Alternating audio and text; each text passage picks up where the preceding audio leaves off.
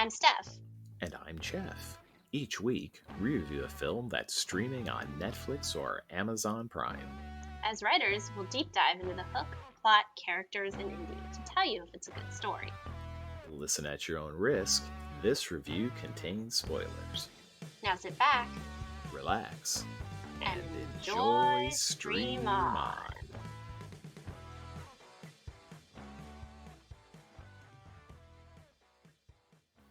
Today, we'll be discussing Anna and the Apocalypse, streaming right now on Amazon Prime. The dead are rising, but Anna has more important things to worry about. An overbearing dad, an aggressive ex, and a BFF who wants to be a BF. Musical numbers and graphic violence ensue. Oh, and why is this set during the holidays? Anna and the Apocalypse was directed by John McPhail. It was written by Ryan McHenry and Alan McDonald. And it's based on a short film by Ryan McHenry called Zombie Musical, which was in 2010. The music is by Roddy Hart and Tom Riley.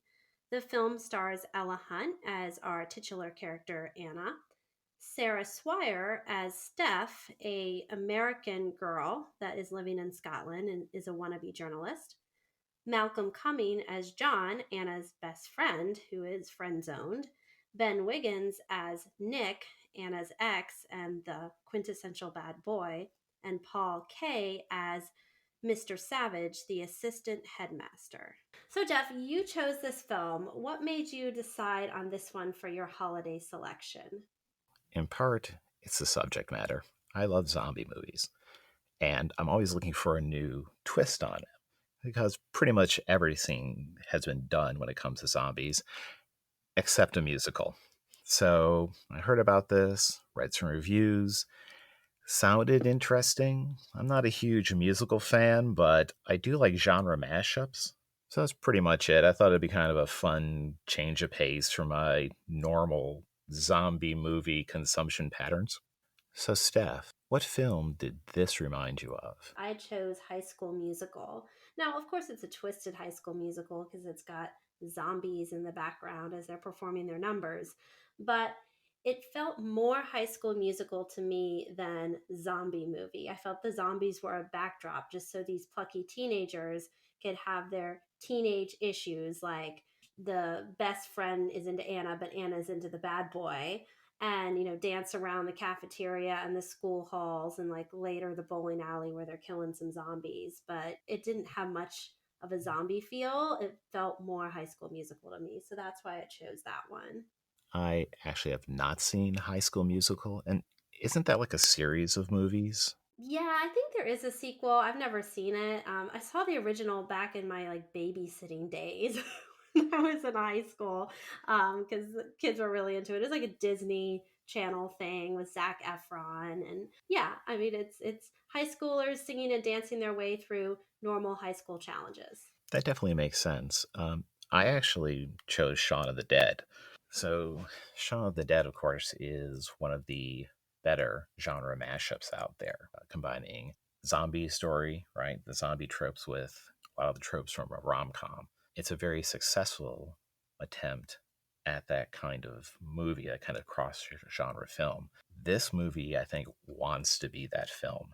Whether it succeeds or not, we'll find out. Yeah, I could see a little bit of Shaun of the Dead or an attempt to be that. It has more to do with the kind of film it wants to be, that cross genre film, the mashup of two apparently very disparate sorts of film. Now, a lot of the details of this, and clearly the musical aspect, obviously that has nothing to do with Shaun of the Dead. Yeah, this tries to mash up three things, right? A musical, a zombie flick, and a holiday themed movie. The holiday theme is definitely there. Whether it adds anything is something else I guess we'll be getting into.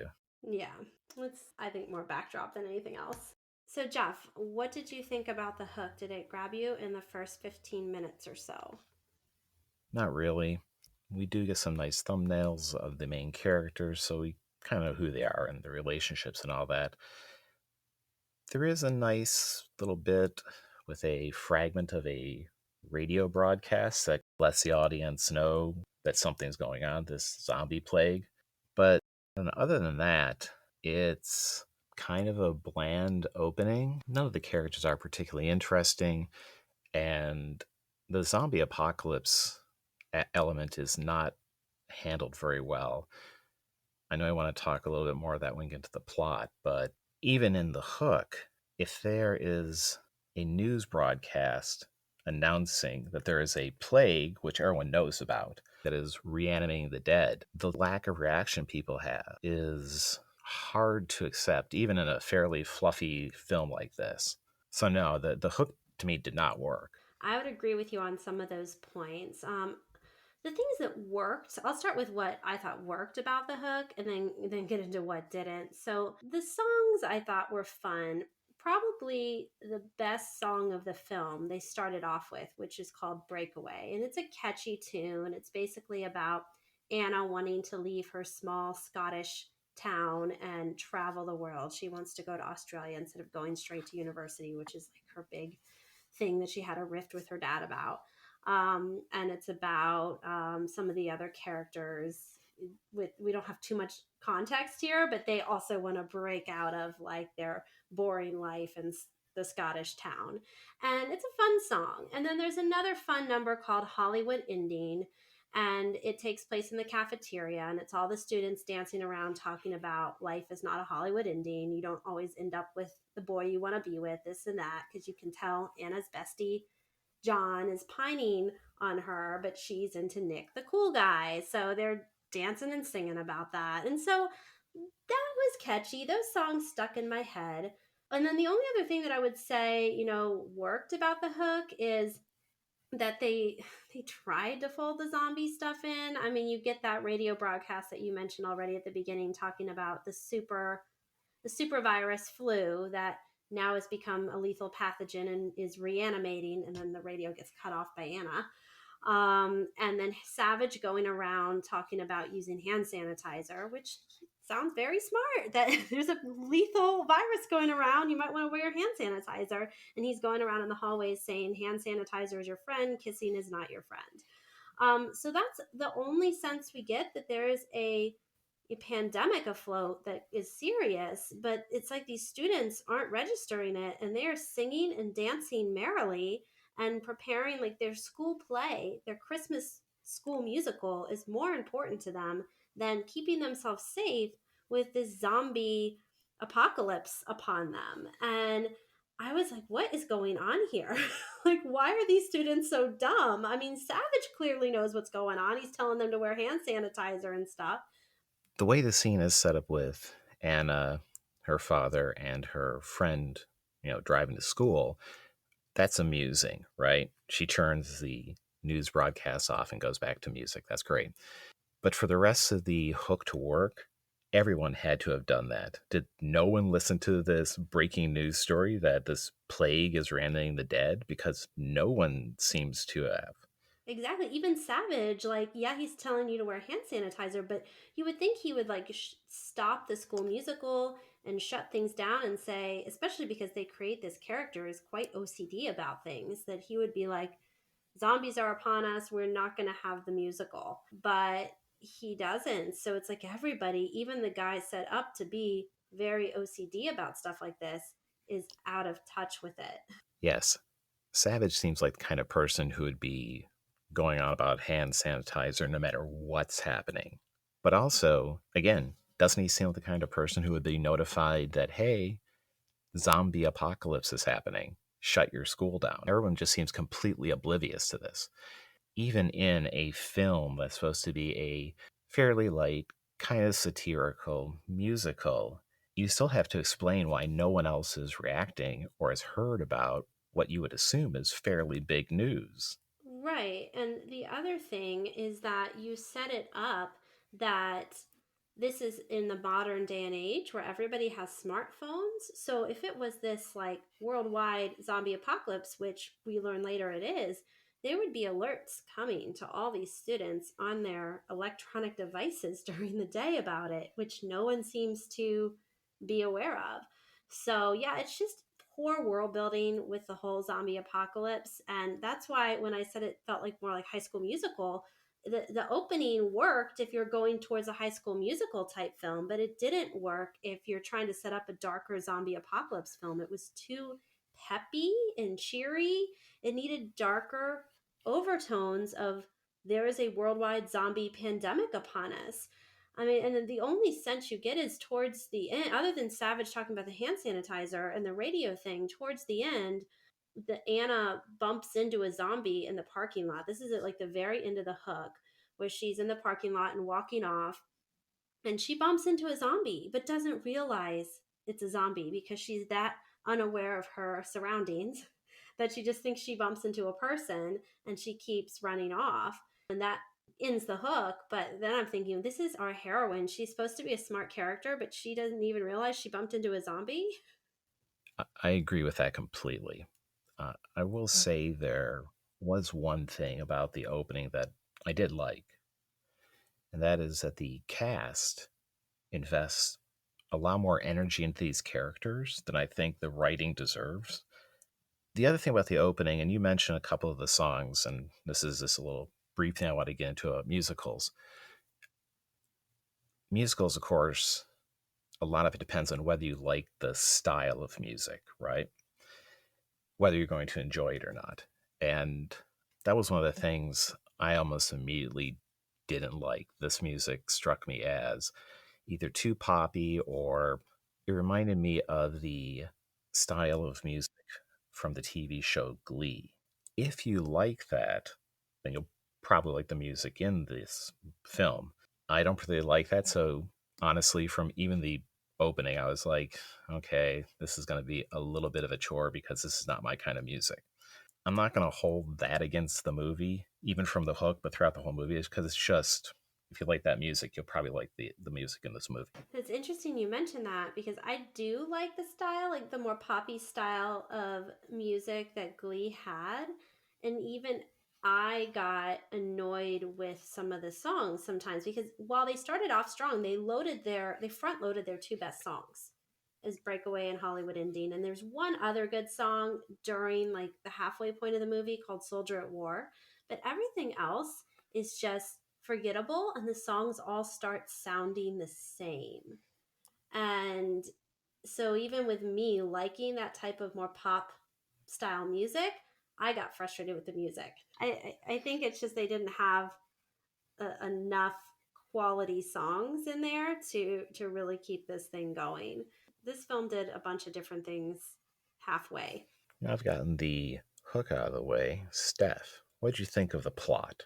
Putting my writer hat on and really, analyzing what they were trying to do with this plot, there's a couple elements that I would like to call out here. So, the first is the character of Anna herself. And the main problem I had as a writer with this character is she's just not interesting. You can have sidekick characters that are a little bit more bland or whatever, just there to help move a story along. But your main heroine, your titular character, should have something more to grab onto than Anna has. So the only stuff we really get about her to give any sense of depth to Anna is that we know her mom died somewhere in the history. We don't know when or how. Seems a bit of a throwaway attempt to give her depth, but we know it's there. So it's just her and her dad. We know she wants to travel to Australia before she goes to university, which causes a little rift with her dad at the beginning, and that she's bought a plane ticket for herself. We know that she had a thing with a bad boy Nick, but that they broke up, and that her bestie is crushing on her. And that's about it. That's all we know about Anna. And somehow she's miraculously good at fighting zombies. Very Mary Sue style. It's completely unearned because she does not practice good situational awareness. So there's multiple scenes where it shows how in denial and unaware Anna is of her surroundings, which goes against being a good fighter of zombies.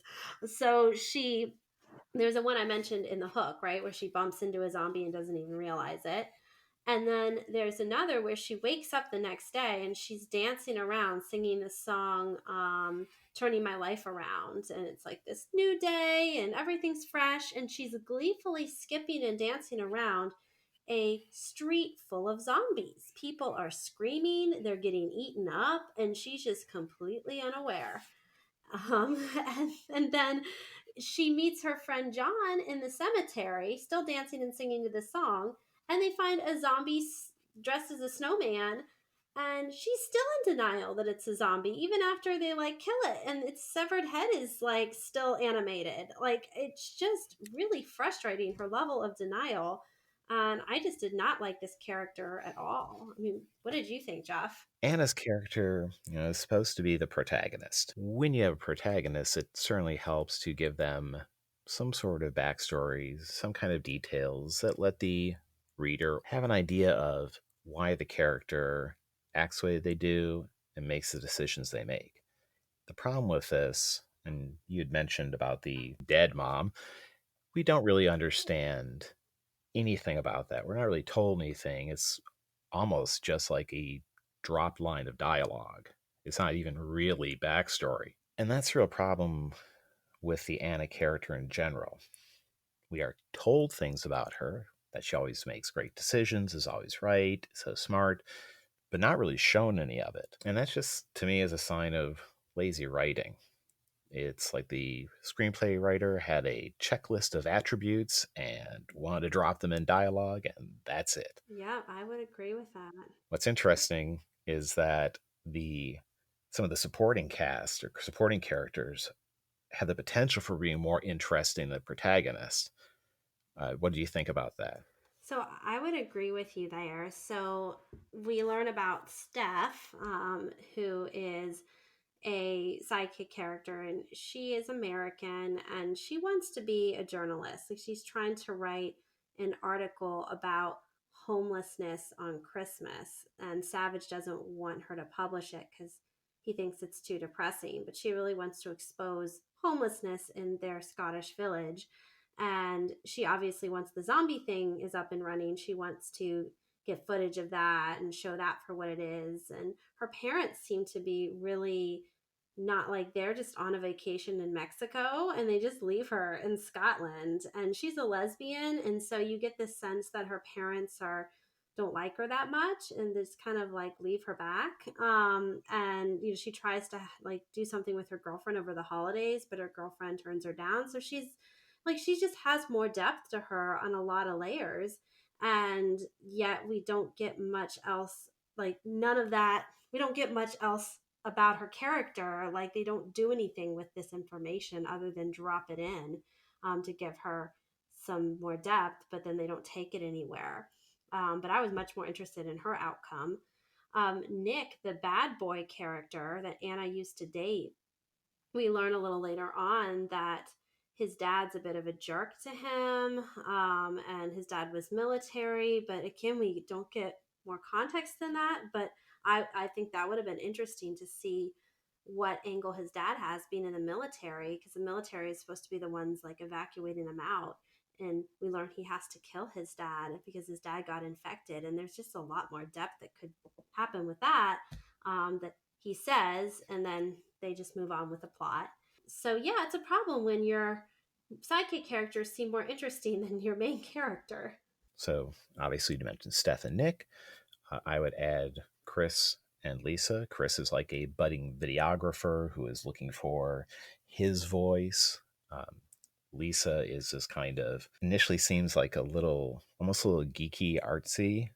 Her highlight is singing a pornographic Christmas song. These characters are given bits of background or elements of their current personality that would, in a better written story, be things that we would want to see them overcome or fully realize or embrace, whatever it is, right? Anna's character just seems like kind of a whiny teenager. She doesn't want to go to university, she wants to go traveling. Oh boy, what it's horrible to have those kind of choices. Right, and she's annoyed this apocalypse is in her way. One thing I did like about Steph, and especially about her sexuality, is that it's mentioned, it's never exploited. There's never really any flag waving either, in the sense of it's just who she is, and everyone just kind of accepts that, which actually I thought was a nice way to handle that, right? It'd be easy for the characters to say, oh, or for some character like Savage to go, oh, this is what sets you apart and makes you an outsider.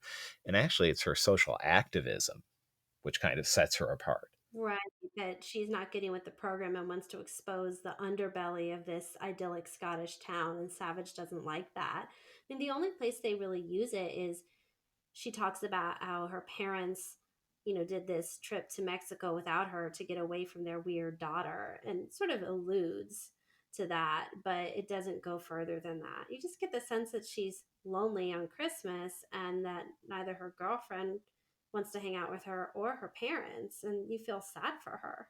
I will say one thing about that, though, and obviously she is a secondary character, but they drop that whole thing about her girlfriend, and it's like, I think they mention, or one of the characters says, "Do you want to go rescue her?" And she's just like, "Oh, she's dead," or something like that. It's just kind of, I thought it was just kind of blown off. Yeah, I mean, and there wasn't a lot of emotion there. I mean, again, the writers didn't want to take the time to create fully formed characters. They start out with some interesting bits, especially with our sidekick characters like Steph, Nick, Lisa, etc., and then they just don't go anywhere with them. And it's a problem with this. The plot in this film is uninteresting characters that don't really grow through the film. Okay, so now that we've completely ripped apart the protagonist, this movie really has two antagonists. There are the zombies, right? More of the environmental antagonist. But then there's Savage. So what did you think about him? Because you mentioned him when you're talking about the hook, and it seemed like you actually had some, if not sympathy, at least could see a little bit of his point. Like he's supposed to be this kind of martinet, right? But does he have the right attitude for this world, and is he necessary? Yeah, so I have a lot to say about this character. So Savage he's not a strong antagonist. As a writer, you want to craft interesting antagonists, right? You don't want these one note villains, they're boring. You want to understand their motives.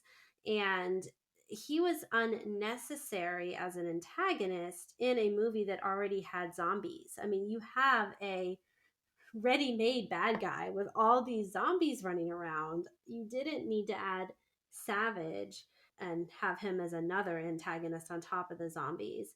And I think the problem I had with that is that it really comes out of left field and doesn't fit with his character. So they set up Savage to be this OCD assistant headmaster. He's going around telling people to use their hand sanitizer and not kiss each other, which to me, I mean, we're in 2020 during a pandemic. I'm like, this guy sounds very reasonable. Later on, when they're all hiding out at the school, when the zombies are everywhere, there's this scene where there's an elderly lady, and she's clearly sickly. She was sickly before the zombies, and she is not doing so well. And there's a shortage of supplies and medicine and that kind of thing, of course. And so one of our psychic characters asks for medication for her, and he gives this speech about civilization is on the edge and we have to prioritize.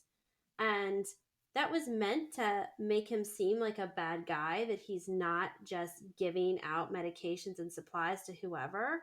But in my mind, I'm thinking we're in a zombie apocalypse. You can't just hand out meds to everyone. This lady's already sick and dying. Like, Savage is making sense yet again. It's not really a bad guy. He's just telling the truth that no one else wants to hear in that moment.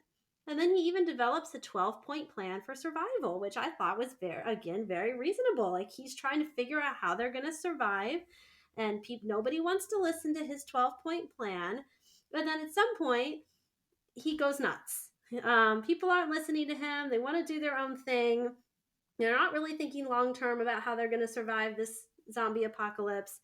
And then he goes nuts, and then he blows a whistle and it sends zombies to attack Anna's gang when they show up.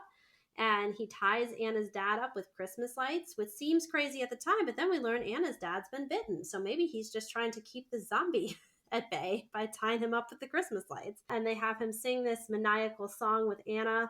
A purge of the species is well overdue. Like, he's excited about this apocalypse to purge the species, and and we see him being eaten alive by a horde of zombies at the end, and we're supposed to be happy that that happened to him because he's such a bad guy, but it's just completely unearned. Like I was so disappointed with what they did with the most reasonable sounding character in the film.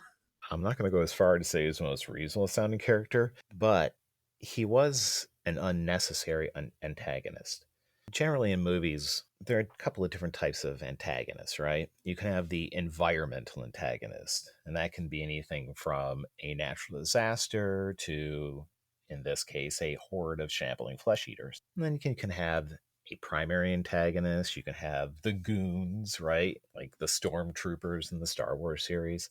In a lot of movies, in particular, though, those that have a stronger environmental antagonist, you don't actually need a person to be the bad guy. The movie that I like to use an example of this is Twister. The environmental antagonists are the tornadoes, right? Weird little subplot with, I think it's a Carrie Eulis character who's like a rival storm chaser to our heroes. And he's sort of set up as a bad guy, but it just seems so silly since these are basically people running around chasing storms. And those storms are the centerpiece of the film. They're the threat. In this movie, the zombies should be enough. And the only way to make Savage the real bad guy is to do what you said, have him do this weird, I won't say complete 180 because he starts as kind of at least an unlikable person, but he goes crazy at the end, which doesn't make sense for the character. It seems very much like the writer's like, we need a bad guy who isn't just a zombie. So let's do this, dude.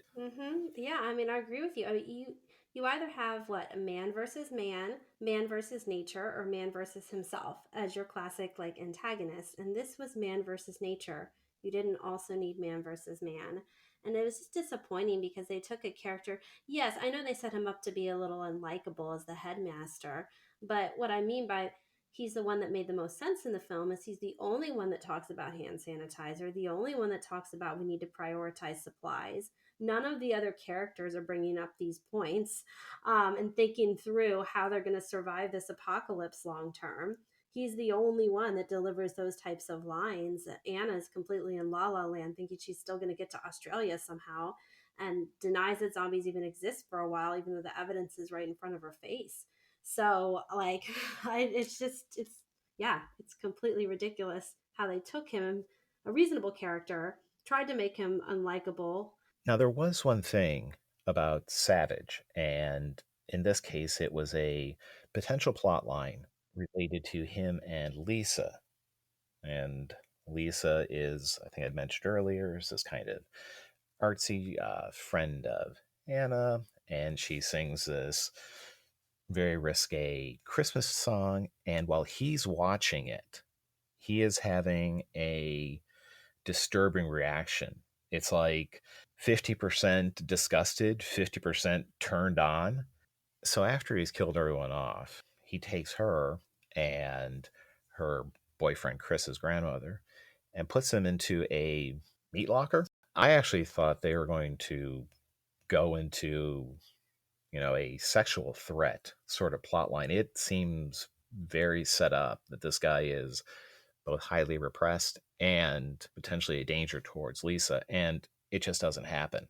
When you're writing a story, if you're going to set up what seems like a very dramatic plot line that will lead into that kind of tense situation, to just drop it, that again shows, I think, a character that they didn't really have an idea of what to do with, other than the need for a generic human threat at the end.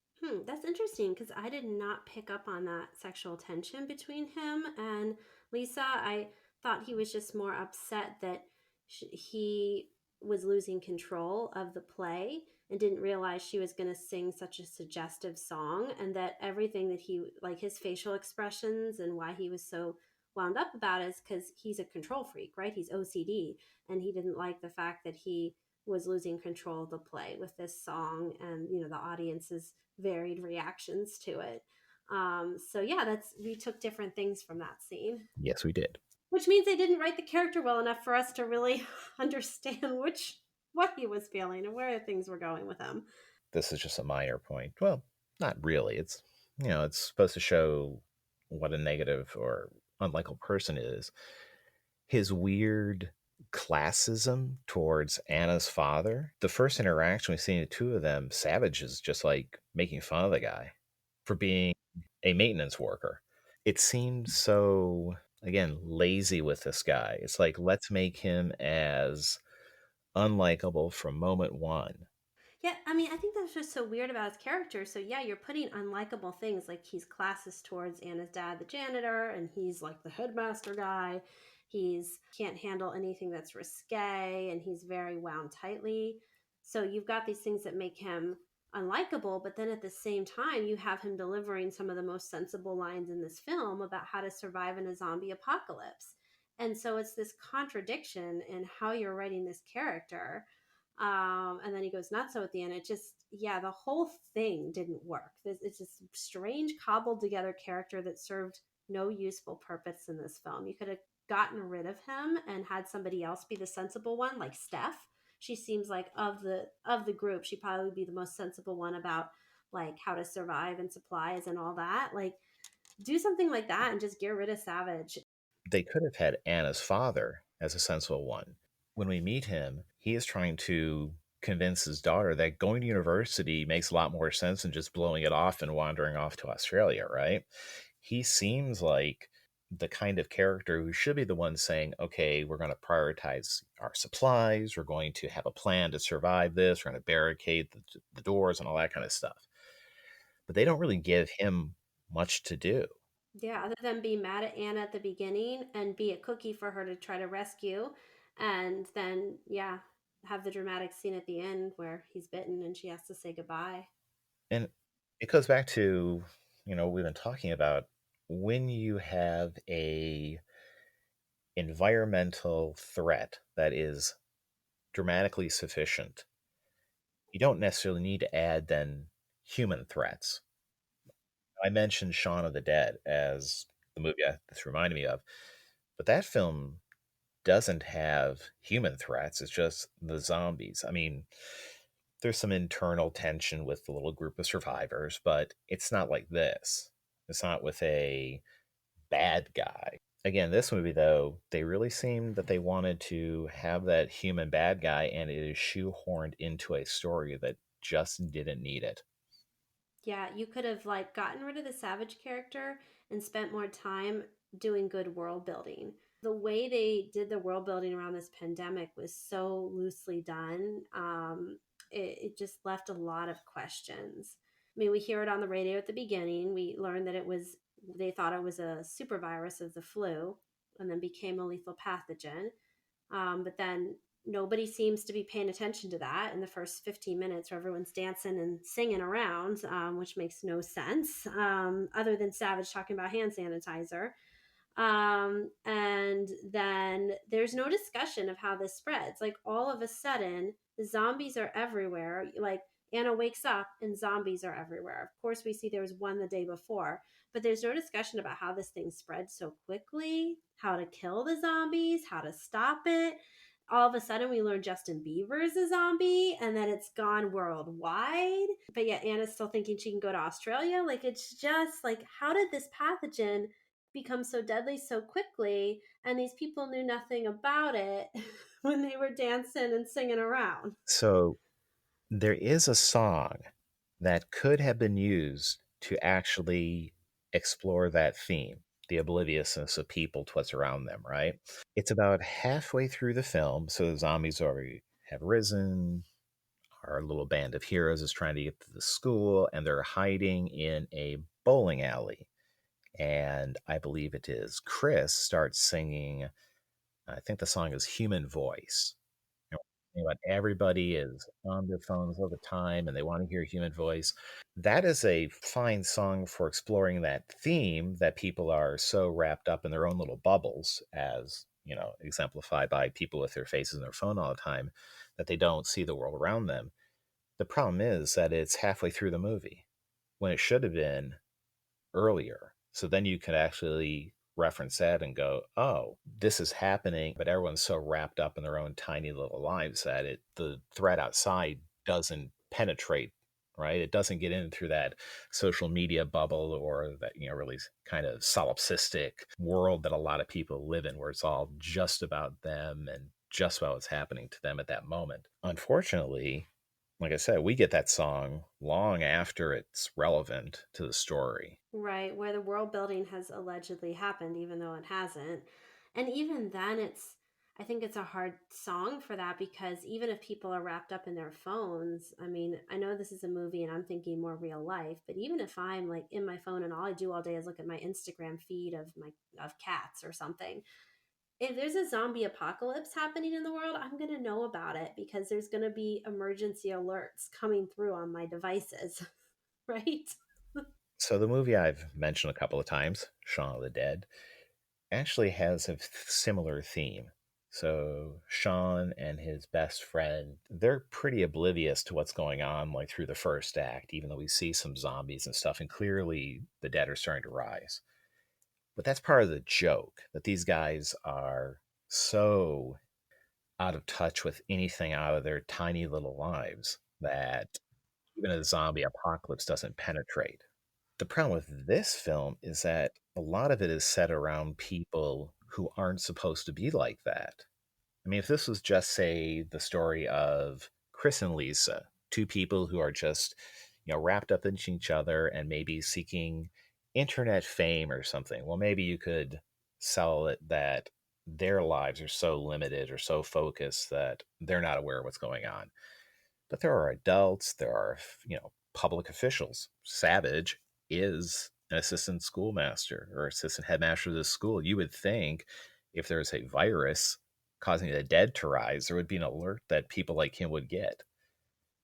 And Steph, who is all up in the news and one is a budding journalist and doing her expose on homelessness, you'd think there's maybe a homeless zombie or two that she would have caught on to and she'd be all over She that. seems like the person who in the morning would flip on the BBC and at least get the morning news. Yeah, that's what she wants to do with her life. Like that, it's just, again, it's just poorly written world building and characters. Um, they had some good songs and they had some fun looking zombies and they wanted to build a plot around it. But unfortunately, I think they started with the songs and the zombies and then built the plot last. And so that's why it just seems so tacked on.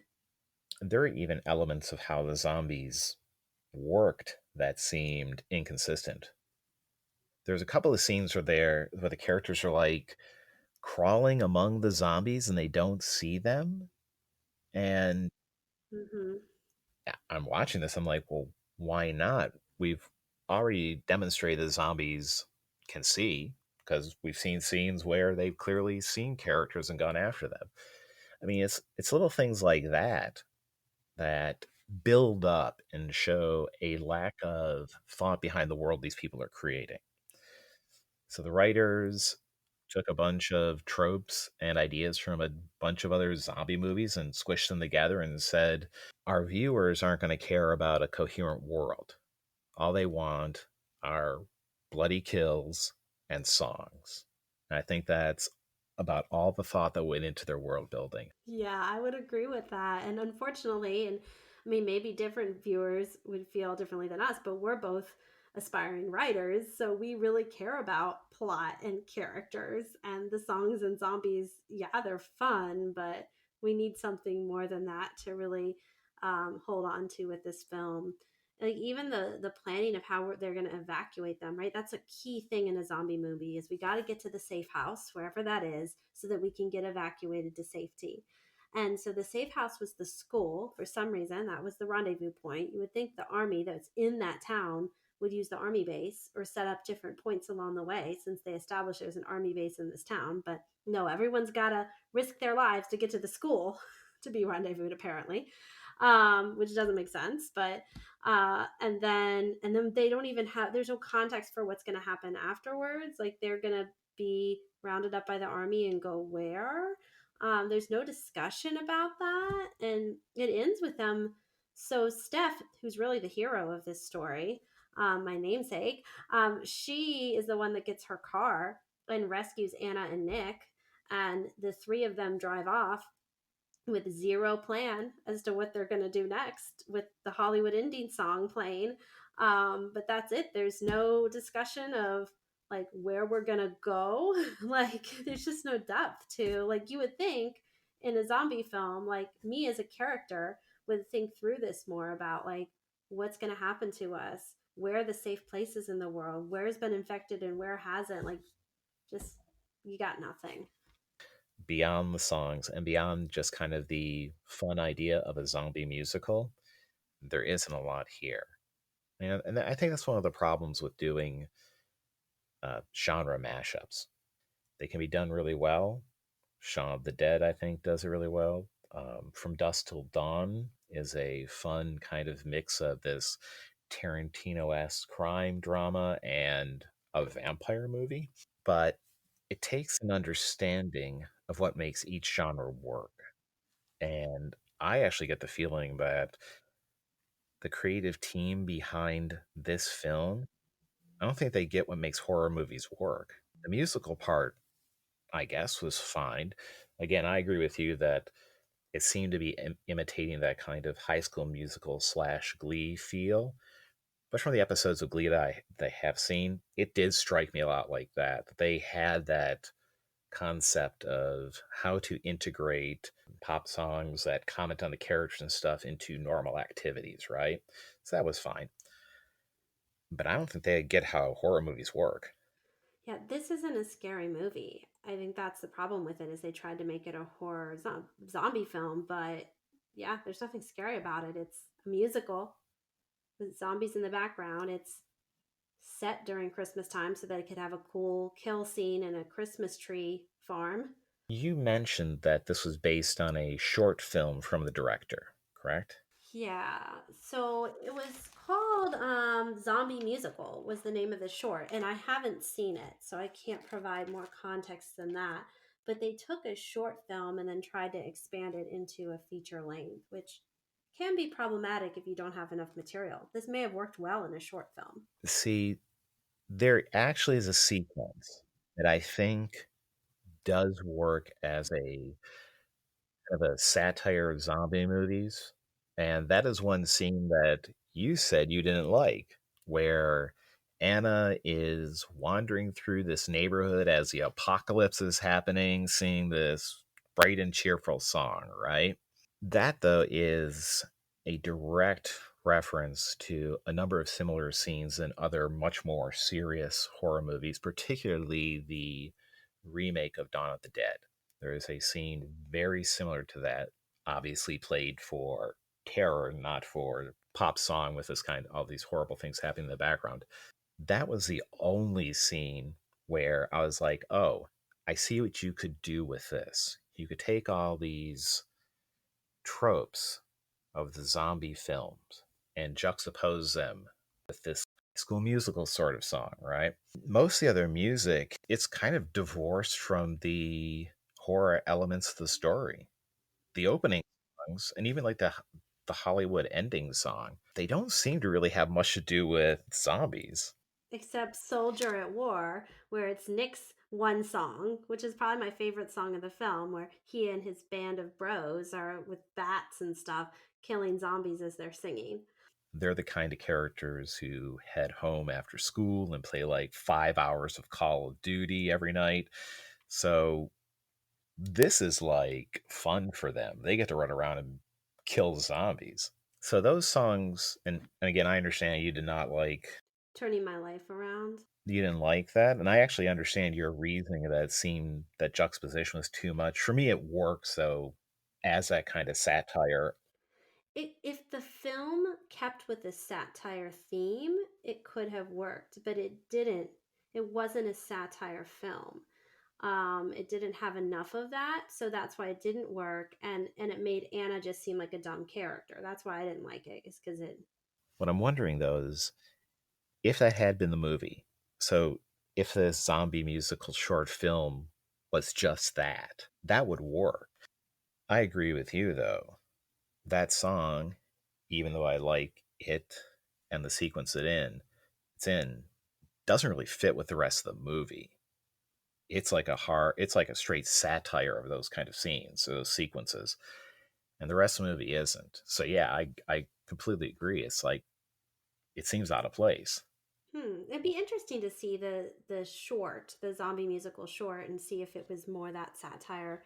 And that's where they went wrong, is that they weren't able to expand the satire to a feature length film. We'll have to see if we can find that. Okay, so let's wrap this up and take this home. Jeff, what were your thoughts about the ending? I don't think anything worked about it. I thought everything with Savage was unnecessary. I thought the movie just sort of wound down. It was not a satisfying ending. Steph showing up was welcome because that was, to me, probably the most interesting character, but it seemed pretty random. Quite frankly, the only good ending for this movie would have been everyone dying while going through one last song and dance. So, no, I thought it was a weak ending. And they chose the wrong song for it because they sing the Hollywood ending song. It is a Hollywood ending. Our plucky heroine, her spunky sidekick, and the reformed bad boy drive off in the sunset. Exactly. It's a cliched Hollywood ending, and yet the song they're singing is "This is not a Hollywood ending."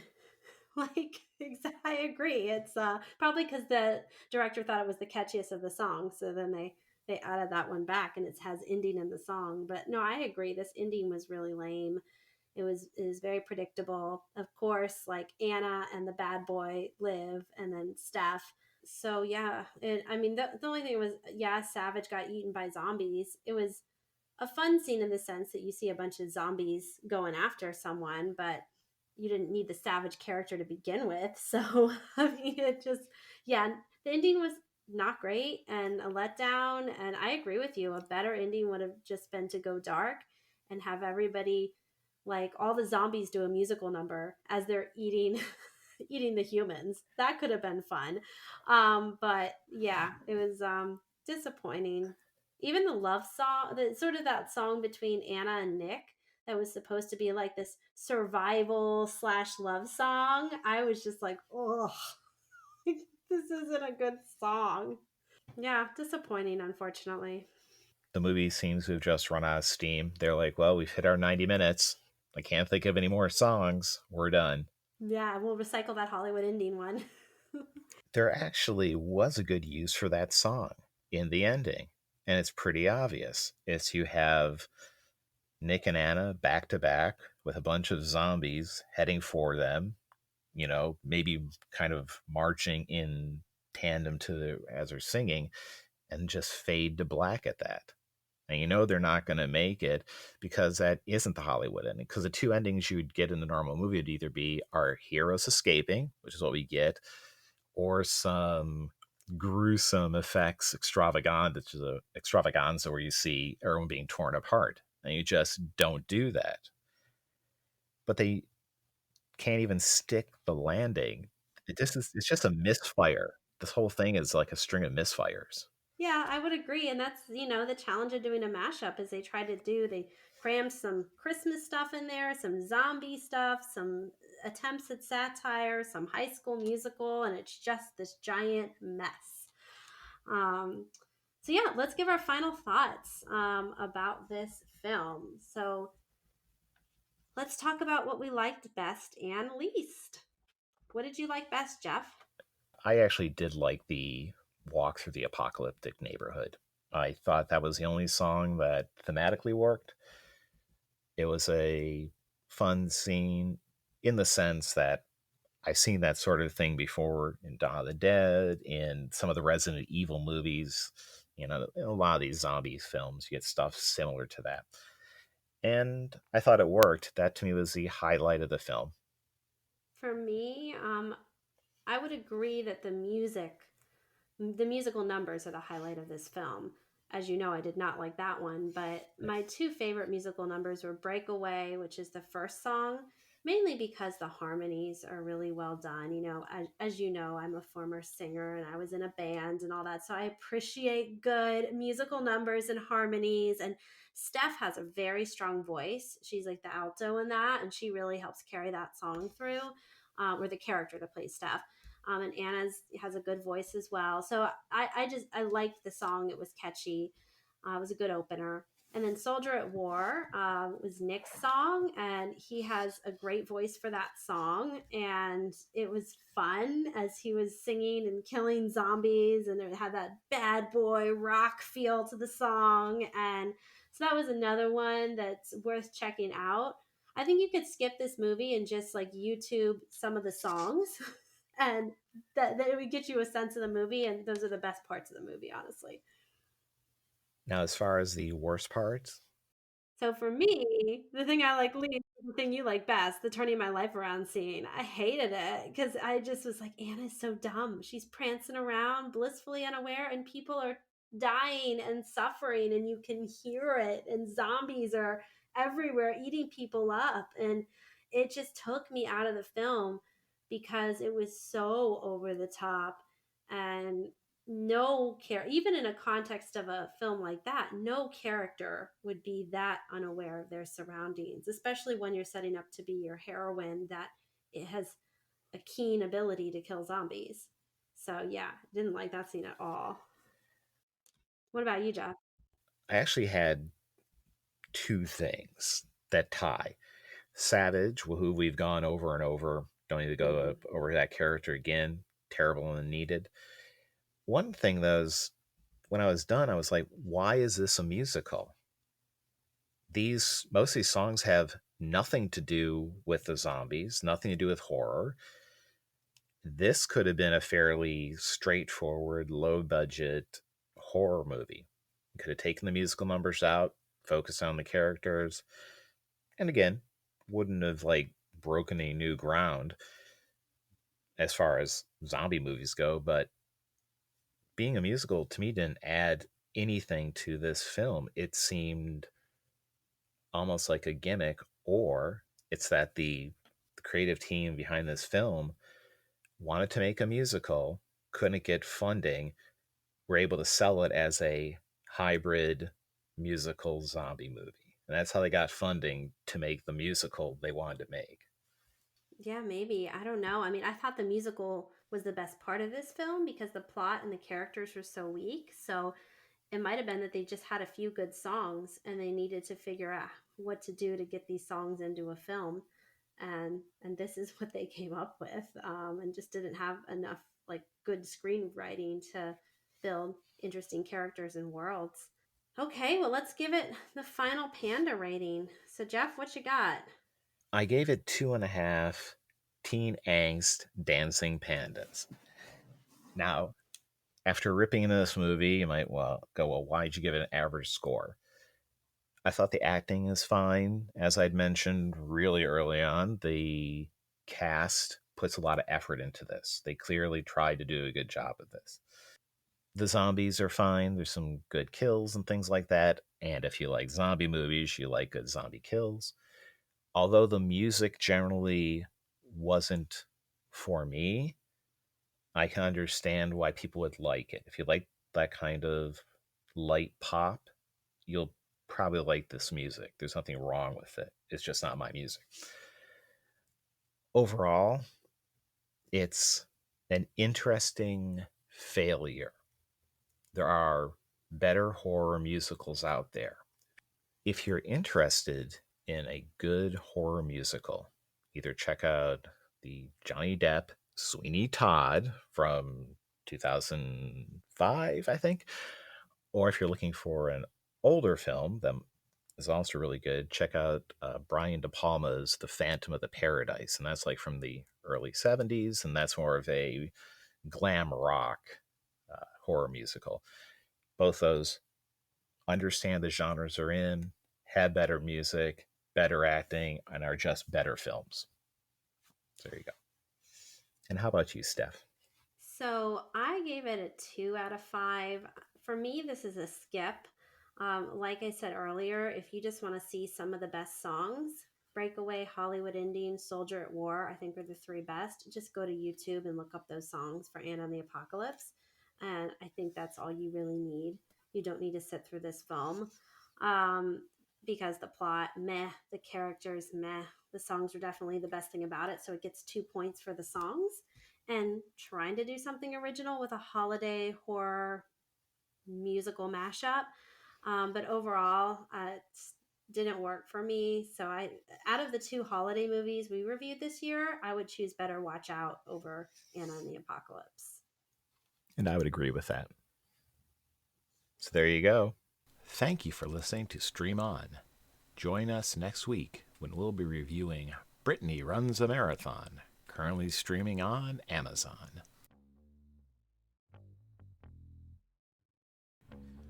Stream On is a production of Steph and Jeff Writes Media. Reproduction of this podcast without written consent is prohibited. All rights reserved. 2020.